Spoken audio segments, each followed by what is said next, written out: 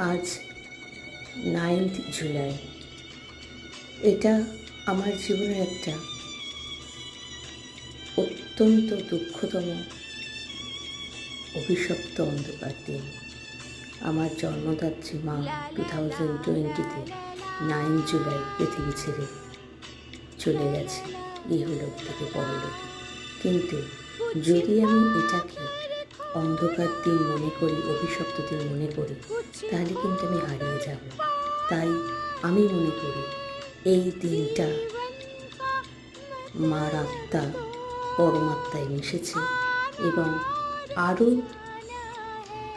শক্তিশালী হয়ে আমাদের রক্ষা করছে এবং আমার সঙ্গে সর্বত্র রয়েছে, আমার সঙ্গে মিশে আছে।